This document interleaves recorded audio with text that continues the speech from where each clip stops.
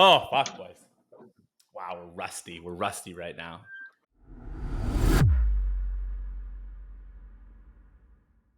Welcome to the second edition of the Future Podcast. Today we got big, sexy governance, DAOs without borders, and the benevolent dictators, OX, Nalik, and Profit. Welcome to the podcast, guys. Thank you. Thank you for having us. Yeah. Before we jump into your guys' story, I want to introduce the new co-host, Meta Matt. Why don't you give us a little TLDR on yourself, buddy? Thank you, Derek. Happy to be here, and thank you guys for joining us. I am a member of the Futurist Council of FutureDAO and one of the community members that helped lead the beneficent takeover of the murdered coin and transition to Future, and long-standing experience in governance myself. I run a Web 2 transitioning to Web 3 digital democracy company and have worked in the DAO space for about 4 years now. Formerly DAO facilitation team lead at Decentraland DAO and co-creator of Big Green DAO, Impact DAO that works with traditional nonprofit organizations. Love it. Very suitable to be the co-host, especially for this edition. Nalik, why don't you give us a little background on your story into crypto and how you got to MetaDAO for the second time? The viewers should understand that I rugged us on the first intro and didn't record it. So we're recording it now for the second time. Let's just get that out into the open. It's just all practice. It's all practice. It's all practice. Yeah, so I started with the Bitcoin white paper in 2008, read it, thought, man, internet needs money. That's really exciting. Started mining Bitcoin in Java applets, was part of Slush's mining pool back then, Bitcoin Talk Forum early days, and went to a hackathon in DC, met some business partners that were like, come move to Baltimore, we're going to set up a crypto fund. Moved up to Baltimore, started hitting the tour. The conference circuit back then was maybe 50 people in a room. You could do it at a Radisson, a Radisson conference center. That was cool. Ended up selling the company to a Canadian company, immigrating to Canada for 5 years. Built a Bitcoin trading technology company with machine learning price predictions for Bitcoin using Bitcoin blockchain data. Ended up migrating into trading, leaving that company, building trading strategies, running stuff on chain, which led me to Solana, running Solana validators and RPCs and liquidators. And I've always been really excited about what blockchain can offer in an expansionary way, and governance is a component of that. And we've kind of so far created the same systems with the same problems, and having the opportunity to do something completely different was really exciting. I was in Amsterdam, got invited to a dinner. We're talking about short-term commodities futures as the means and mechanisms for value exchange rather than a currency, and was hook, line, and sinkered, brought into MetaDAO. Wow, what an exciting dinner conversation. You're the right guy for the job. Now tell me about your role at MetaDAO. Yeah, so right now running Futarchy as a service, was recently elected or recently voted into or traded into. Let's do traded into benevolent dictator for 3 months. And that role is to get organized, get structured, accelerate a lot of these components. I think structure and organization is one of my skill sets, going from 0 to 1 with those things, and making sure people are on the right bus and that they're in the right seat. So that's what I'm doing right now, working with Futarchy as a service. We're building front-end user experience, listening to other DAOs, what they need, getting them deployed, building case studies and research, understanding what the market needs for that, what DAOs need for this to be usable for them. And really excited to have that iterative approach and have other DAOs like yourself come on board. Love that. We'll touch more onto that Futarchy as a service later on. Profit, your turn, buddy. Tell us your story into crypto and what led you to MetaDAO and creation. Sure. And for whatever it's worth, I think you guys did better on the second run around, so that was a maybe useful practice. But yeah, so I used to work as a software engineer in big tech and startups like Silicon Valley orbit, and that was fun. And then I worked in ETH for a while, and that was also fun. But one part of it that sucked was the organizational aspect. Like governance just completely sucks today in DeFi, maybe in the world as a whole, but especially so in DeFi. Like I just saw so many bad things happening where like I don't know, money was essentially being extracted from the treasury and no one was really doing anything because the incentives weren't aligned. And so learned about Futarchy through like a YouTube video and came up with this idea of how you could use Futarchy to organize people en masse, and to essentially like organize people better in an economic way. And so yeah, MetaDAO today is the first Futarchy, which is kind of cool, and happy to have been involved in like being the patient zero or patient one for that. The Prophet. Amazing. So Yeah, good. amazing, guys. We're really excited to have you on here, and we've been mentioning this like exciting word, futurarchy. Can you tell us a little bit about what is futurarchy? And before you do that, what got you into futurarchy? Like, what's wrong with governance, and what does futurarchy answer? What does it do for us? What problem does it solve? Sure. So in terms of what is Futarchy, like the very high level one sentence, one liner pitch is other forms of governance are governance by like voters or people or dictatorship or committee or whatnot. Futarchy is governance by markets. So you're making decisions using markets. And we can dig into what that actually entails. But I'll first like talk about why you might want to have governance by markets. And that is that markets have all these nice properties. So in a market, you are incentivized to trade in a way that reflects the truth. So, like for example, if Apple stock traded at 1 penny tomorrow, and you knew that Apple was going to do a huge amount of dividends next quarter, then you're incentivized to buy it up. Conversely, if like something is trading for way above its value, you are incentivized to sell it down. And we see this like empirically that markets are better than experts at aggregating information. So like for example, when you look at presidential prediction markets, those prediction markets generally beat experts at predicting who's going to win elections. HP and Google used prediction markets internally to predict various things. So HP used it to forecast printer sales, and Google used it to figure out like to predict when offices were going to launch.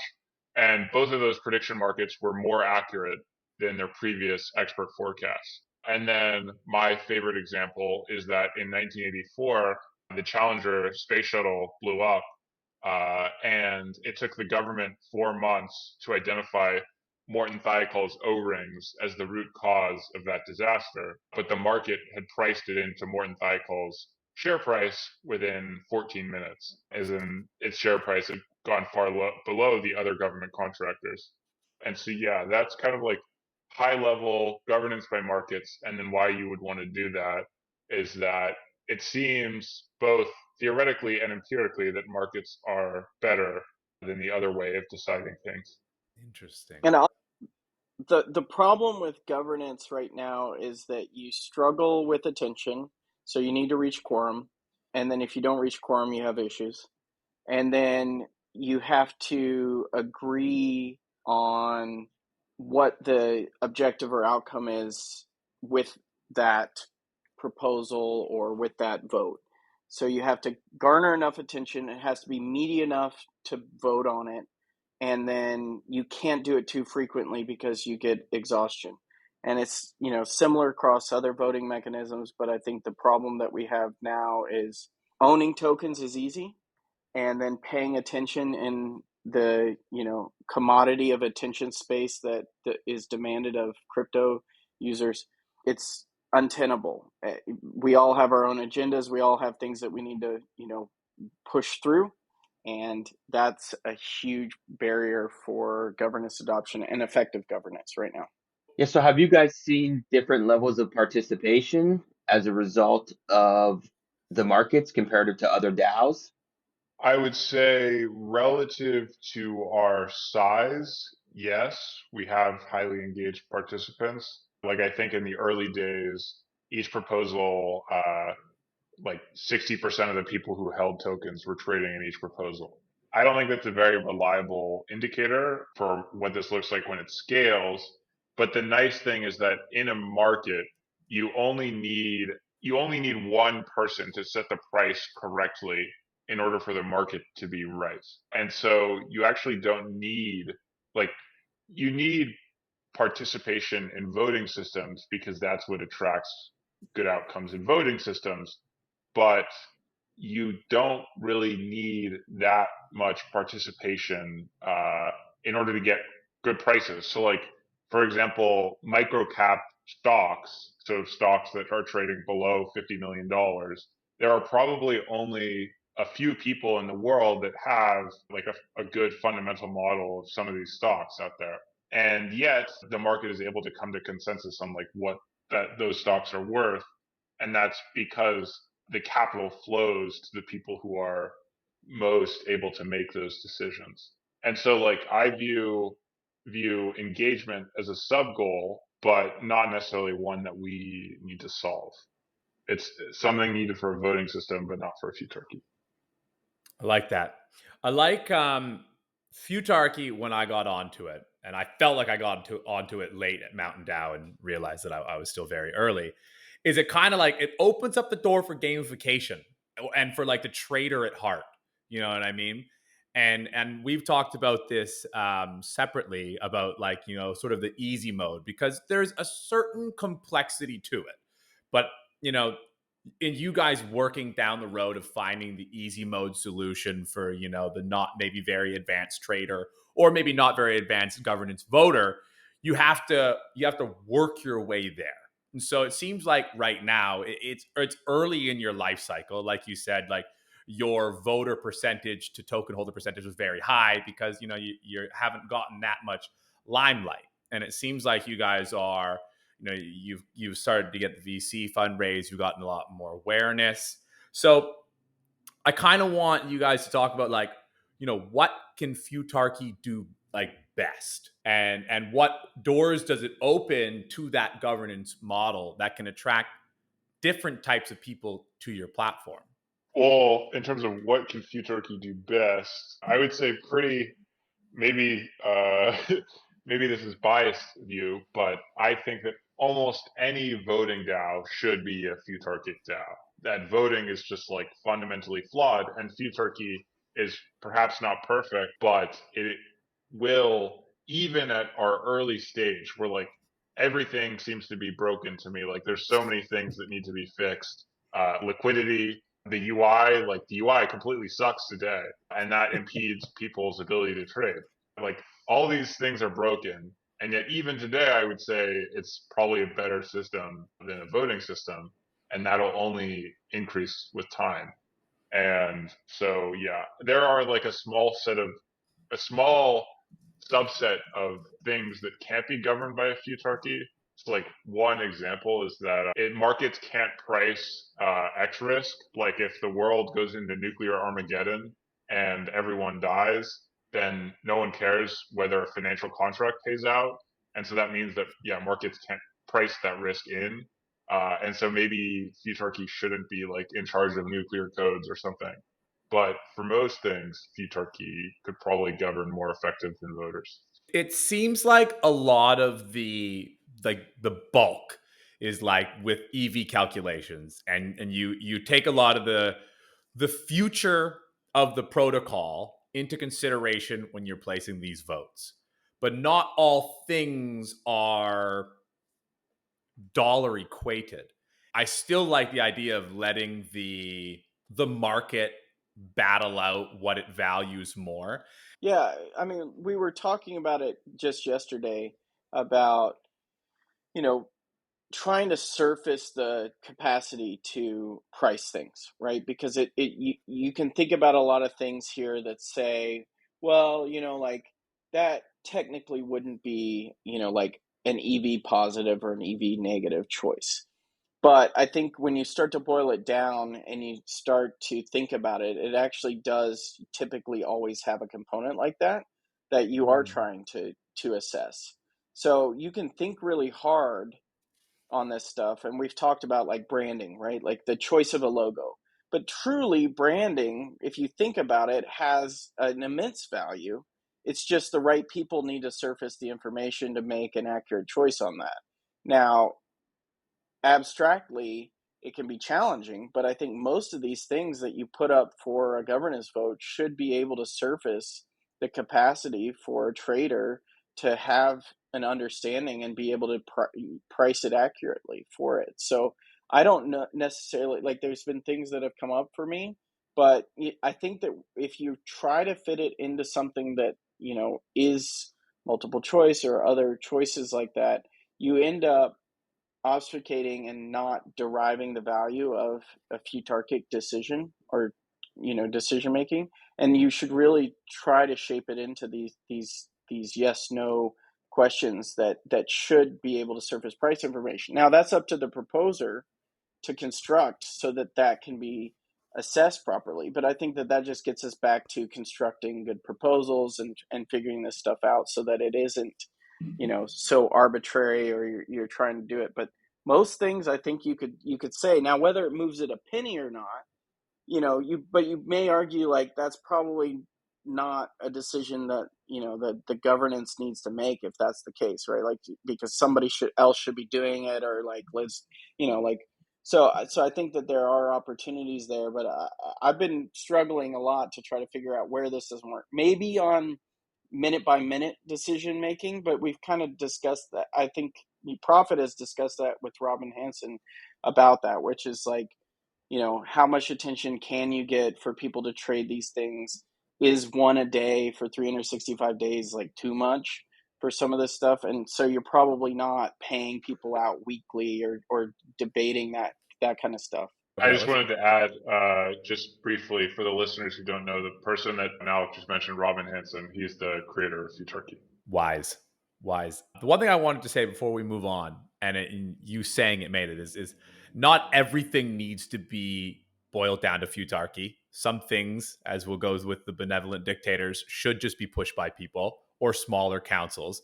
And before we get into that, I wanted to ask, is teaching people or smart contracting or AI a tool that you're going to use for futarchy as a service to help DAOs build good proposals? Because I think not every DAO is going to have somebody that's going to be able to make these calculations. And so have you thought about how that becomes part of the as a service? I certainly have. I mean, the big thing here is what can DAOs that are in the DAO structure right now and have a flow and an attentive there, and there's some, right, like, and then there's some that have like a massive treasury that you need to take some deeper considerations on what works for you and what may not work, because a lot of this stuff ends up being you don't want to give up control, and that's why you keep the system of governance that you have. So I think that there's ways here that say, okay, what's the initial thing? Do you budget for something that is $175,000 to solve a problem, right? And then put that up for a futarchic market to make a choice on. I think that those could be interesting steps. I think documentation for DAO's use and then for users' use is going to be important. One of the things Profit and I discussed early was, the user isn't necessarily built for this, and what you're trying to do is shape the user into a better trader or think about it in a different way, because people constantly come in and say, well, but I want to vote, or I think that this is going to significantly impact the price. And you're like, well, but not really. Like, this stuff shouldn't be 20% volatility if passes or fails. It only needs 5%, and anything beyond that is an arb. But people have to think about trading in markets, and markets govern a lot of like what we do in the world and these other things. So it's not a stretch to say bringing in good trading skills and teaching them isn't a goal of this as well. I think building tooling to allow people to trade them, to trade the markets. So market making bots, making sure that the data and availability is there for people to come in, because you want sophisticated participants, because that's what creates, like all of these participants together is what resolves to the price. So I think that yes, absolutely, these things need to be there. We need to make sure that we address them and see the DAO's construction and the participants' construction, so that we can understand what can improve their experience. Nice. Yeah, Cheers. and that's a great lead into the Futarchy as a service and Future DAO, and we're incredibly excited to be here with you guys at the forefront of the launch of your business model as a collective, as a community, as a DAO. What do you see in terms of future DAO and folks like us coming on to to support you in developing your process, developing your tooling, and expanding the use of Futarchy? Yeah, I think it's extremely exciting because we've dog fooded it ourselves. We have a unique community. You've got to get out there into a broader ecosystem, and you have to have additional participants to understand the pain points.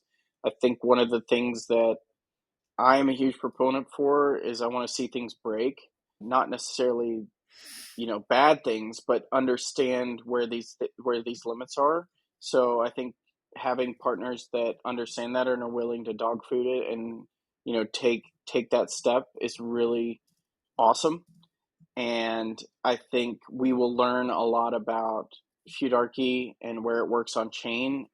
Ideally, you have the system that is brilliant and works on Solana, and then this is where governance happens, and these are where people need to be. And then you have a plethora of DAOs.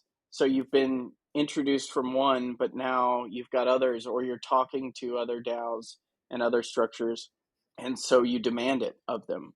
I know I talked on Midcurve's podcast about this, that like you should feel threatened with these things. These things, for too long, crypto DAOs and foundations have sat, with their feet up, and there's really no risk to them for underperformance, like unless you do hostile takeovers and you do these things. But I think that this is really exciting for that. And I think it matches the community well with the organizers and the people that are building these things, because it's a balance, right? If one gets too much power or the other, you can see the balance of that price, because the community doesn't want to lose leaders, right? And people pushing this forward. And the people pushing it forward doesn't want to lose the community, because then either one of them is bag holding in that situation. And so I think it's a really unique alignment incentive, and I think it's really going to engage DAOs in a more productive way. And what I'm excited for is that essentially right now, if you hang around the MetaDAO Discord, it's essentially a bunch of market nerds, which is cool. And I love our group of market nerds, of all of them. But that's a small subset, and so I'm excited to get it in the hands of degens, and yeah, get them trade in the markets. Yeah, I completely agree. I think like when the potential came up that we could be, the first or one of the first to use your guys' Futarchy as a service, it just like clicked. We could be here having a little bit more lighthearted fun in our decisions. Okay, are we gonna do an NFT project or not? Right, and then that gets voted through and weighed. Better get voted through yes, by the way, or else there's gonna be trouble to be had.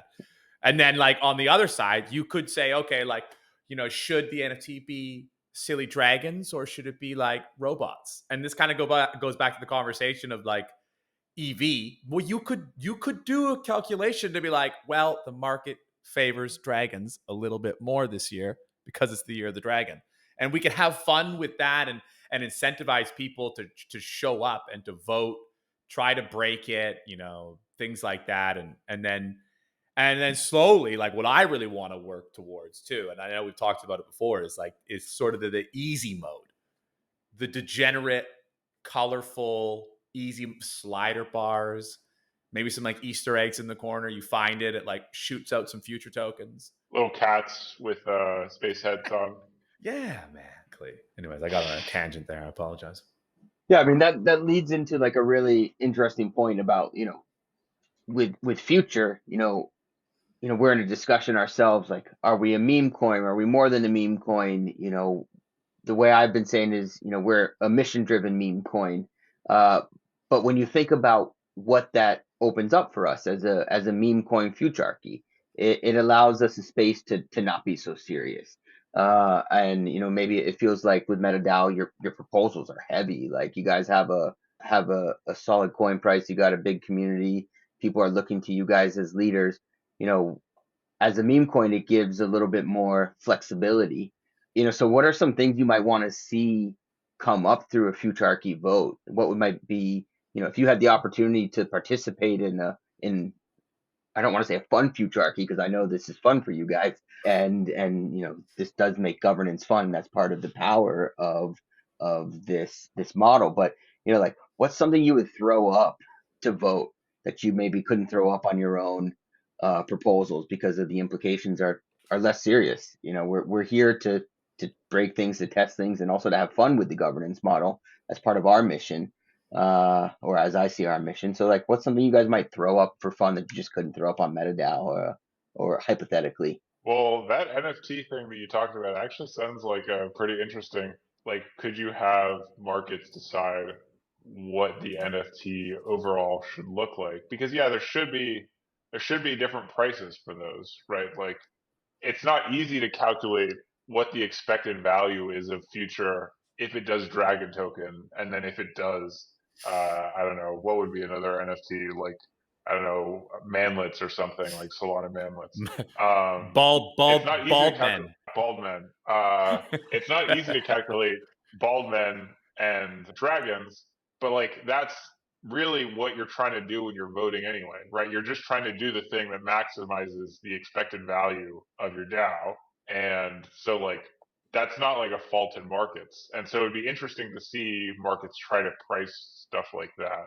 And then yeah, I guess like existing meme coins, they get a lot of their demand for the meme coin and like number goes up because of the way that they allocate it. Like I think Tramp recently went up because they allocated to the Saga holders. Obviously, Bonk is kind of like had this meme of supporting Solana builders in the depths of the bear.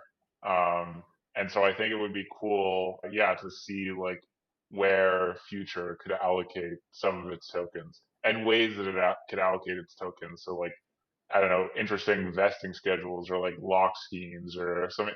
Like another meme coin had a pretty interesting vesting schedule where like you could claim, but you would get less if you claimed early. So yeah, anyway, I just think yeah, there's lots of like cool experiments you could run. Had said something to the other day in a call we had about like if as a DAO you put forward consistently EV positive proposals to vote, by virtue of the Futarchy system, price goes up. So given that we are the first market governed meme coin, hopefully, by virtue of governance, price is just going to go up. Not financial advice. Yeah, Evan on Twitter, who's the trader, he calls Futarchy number go up technology, which I think is funny. And there's I a mean, veneer of it's truth in not. it too. Yeah, yeah. I mean, it's predicated on having people on the DAO and in the team that can do things for the company that affects the bottom line. So it's like the meme is funny, but it's like it's the truth. It's like it's what it's trying to incentivize. It was like that famous one that the creator did, or one of his things was like, should the CEO be fired or not? And let's let the market decide if he brings value or he doesn't. Nice. Okay, let's talk about Coliseum. congratulations on your guys' raise with them. Honestly, they couldn't have picked a better one. I am curious what excites you guys most about their partnerships, because it feels like you guys can offer them a lot and they can offer you a lot. Yeah, I think it's really exciting. The more that I've learned about them as a group, I watched the Chewing Glass interview with them all the other day, and really impressed with vision of what you're trying to accomplish here. Because, and I've had this discussion with a lot of people, which is, what's the career path for crypto, right? What is it that you're doing here that has legs, that can make sure that you're a participant in this industry for a long time. And if we can get those alignments and incentives designed and built and make sure that there's a path for people, it's can kick us out of this short-term thinking, which I think is plaguing a lot of the structure and opportunities in the space, that we effectively don't get things built that need to be built by people that need to be building them, because the nature of what we're operating in and how we're doing it. So I'm really encouraged to like have that alignment of vision with somebody backing, and then their backers as well, right? And then their systems that they're building. So I love the hackathon to accelerator to venture capital. I think I'm really engaged with their participation so far in communication. You know, the fact that they're trying to build, the Y Combinator for crypto Yeah. and, on Solana, I think is really, really cool, and really cool to be a part of. And, like whatever I can do to help make that come to fruition, I'm really excited for. And the vote of confidence is really something that it hits home, because now you want to build it even more. Right. And I think that that's really exciting, that and I'm sure Profit feels like this, like even more, because it's gone from being in the basement of a dungeon in, uh, who knows what country, right? For how long. And, to like people that are embracing it, that are coming places, meeting, talking, inviting on. And I think that that's really exciting. And there's something about this momentum that continues to be built, and not losing that. So, I mean, it's kick ass. I'm really engaged. I'm even more enthralled with what it is, and it's hard for me to get more enthralled with something as interesting as this. So that's my take on it anyway. Sweet. I think my take is that it's very ballsy as a venture capitalist to do something abnormal. Like in 2010, it would be very abnormal for a venture capitalist to invest in Bitcoin, or even like pre probably 2021, it would be abnormal. And some of them did. Some of them had the balls to do it. And I feel like MetaDAO is kind of of course, I have no idea of whether we're going to deliver Bitcoin-like returns, but I'm just saying we are like an unusual looking project. I think that's a feature, not a bug, but I really respect the fact that, yeah, they're taking a chance on us. I see it very harmoniously too, because the decentralized Y Combinator, and I had Anatoly on the other day, and we were talking about the pride of the Solana ecosystem, knowing that some of its original employers can spit off and do their own ecosystems, like Coliseum and Anza. And Coliseum is becoming this like educational perpetual machine, and they're going to shepherd in the next generation of Solana builders. And you guys, as like an institutional partner, get to be like a puzzle piece for them.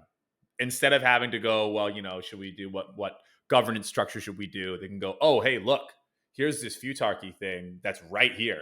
It's going to have a presence in every hackathon.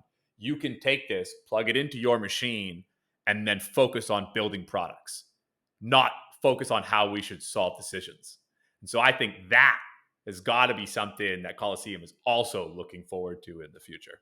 And also, I think that you can, like, if you want to leave, that you can do that without, like, I guess MakerDAO was founded in 2015. Right now, it's been 9 years since it was founded, and Rune had to come back because essentially the organization was dysfunctional without him. I mean, I guess as a founder, you obviously want to be in it for the long run, but you maybe don't want to be in it until you die. And so it could be nice to have like a system that gives you some assurances that like people aren't just going to loot the treasury because that the market wouldn't pass something like that, whereas voters may. And you know that it's like in some sense protected by the futarchy. Love that. Have you had any conversations with any Aave or Compound OGs? Because they are the best example of how close you can get to have a fully functioning governance in DeFi.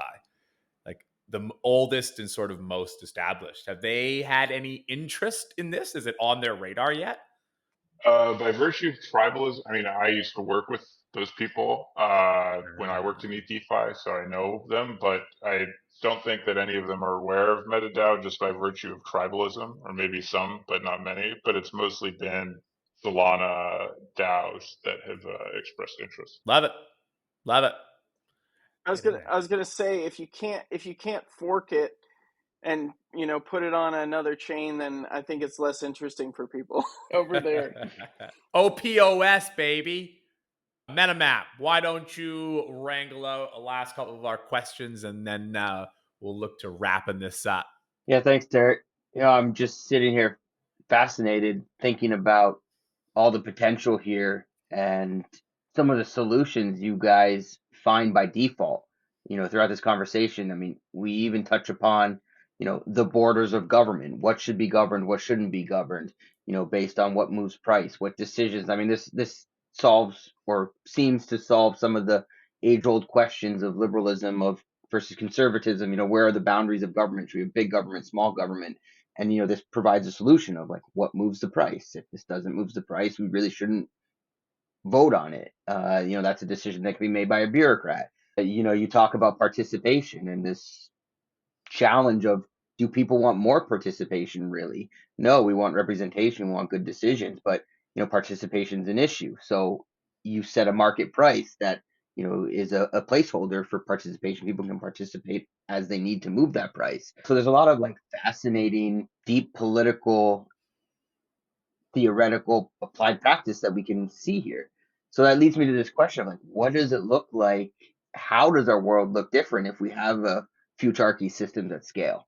What happens to our system, or what happens to futarchy as a system? What do you guys think about the future of futarchy and global governance? let's bring it not so meta even. Nice. Sure. I think futarchy could be used by national governments. Like they would just use, so they obviously a government doesn't have a stock price, right? So they have to use another asset. And so you can create assets that are pegged to various things. So like for example, governments could create assets that are pegged to GDP if they believe that's what they're trying to maximize for. They could create assets that are potentially pegged to happiness. Like you could have people in the country, instead of voting every year or whatever, you could have them fill out a survey on how happy they were that year from 1 to 5, or how fulfilled or whatever, and then pay out contracts relative to how people scored. So if people scored on average like 4.5 out of 5, then you pay out $4.50, those contracts. And so people are trying to predict whether an action will increase the happiness of the people in that country. And I also have, so that's how it could work at government level. I think the core idea of MetaDAO is actually not just futarchy, but it's using futarchy as this coordination layer between multiple organizations. And that's like abstract, so I'll break it down, which when you use a futarchy, you get a quantifiable impact on how an action would impact a DAO. So like you could say for if a proposal, if the proposal, yeah, say there's a proposal to like fund this project, and the market says that the token is worth $1.05 if that proposal goes through, and it's worth $1 if it doesn't go through, and there's a total supply of 100 million tokens. So then the market is saying that it's worth $100 million if it doesn't go through, and $105 million if it does go through. And so the impact of this action is plus $5 million. So you get this like quantifiable impact because of Futarchy. And so you could actually use that and uh, quantify your actions on other organizations as well. So you could say you could put like two startups together and have them run a Futarchy together, where things are only executed if they are plus EV for this like organization as a whole. So say that they share like a common brand, like say, I don't know, Gnosis is an example of a DAO that has a few brands under it. Like they have Gnosis Chain and they have Gnosis Safe. And so like say SafeDAO wants to issue this new degen product that's going to be like drive revenue for them, but it's really going to tarnish the Gnosis brand and it's going to hurt Gnosis Chain because it's going to like make it look less secure or something. I don't know. And it turns out that the market quantifies the impact of that on Gnosis Safe as plus $5 million, and the impact of that on Gnosis Chain as negative $10 million. And so it wouldn't get executed in this situation because the Futarchy is like guaranteeing that things are only executed when they're plus EV for the everyone as a whole. And so I think that's like the core idea is you could use Futarchy to align these like kind of autonomous organizations and kind of build this like federation of startups, so to speak, that gets the benefits of the big corporations or big governments or just like big organizations as a whole, but doesn't look like those, doesn't have like a CEO that dictates everything or a president or an emperor or whatever. That's a harebrained idea, but something that like I think really could happen. Yeah, I mean, it sounds like ideal solution for layer one blockchain, especially with the ecosystem of builders and protocols sitting beneath it. Love it. Very interesting. A lot smarter than I am. And so I look forward to many, many future discussions.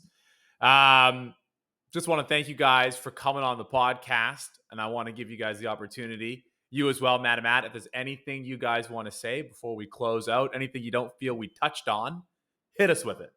I'll just say briefly that some listeners are definitely going to be like, okay, I still have no idea what the fuck they're talking about. And that's okay. Futarchy is a little complicated. It's something that we don't do every day. It's a new system. And it took me a while to figure out how, like, I need to trade in the first vote. So don't worry if you don't understand it yet. Trade in the markets, and I can guarantee that within 20 minutes, it'll click for you. That's brilliant. And when we launch our Futarchy as a service with Future DAO, with the help of OX Nalik, we will help you to understand it too. So we're all pulling together and learning at the same time. Nice. Guys, usually, before I let you go, I like to ask one question. What's the one thing that keeps you sane? Whether it's touching grass, snowboarding like Anatoly, going bald, growing epic mustaches. What is it? Oh man, I think family. I have my sister in DC. She's got my three nieces and nephew. So being able to like go back to normalcy and like have a little person that just wants to hang out with you and discover the world again. I think that there's something really cool about that. And then I've had my brother who was in China and Taiwan for 14 years, so he's been really cool background. We get to hang out, so that stuff like really brings me back because they have no idea what I do. They have no idea. So it brings it back to normalcy and grounding and keeps me sane for sure. I love that. Prophet, how about you? I really like systems, and so I would say like anything that's kind of a system that works is something that keeps me grounded. Like I will really like to ride around on trains and to look at the train maps because that's just like, I mean, it's pretty amazing that trains work and that they can take you to your place and that they generally are on time, and that like requires coordination. And yeah, just like I don't know, physical infrastructure. I would say pretty much any like biological systems. I've been getting into recently, like ecology. So yeah, kind of nerding out on systems. I love it. That's so bullish for MetaDAO. Amazing. Gentlemen, thank you very much for coming on to the podcast, giving us your time. We wish you all the best. And Matt, thanks for being my first co-host, buddy. Many more.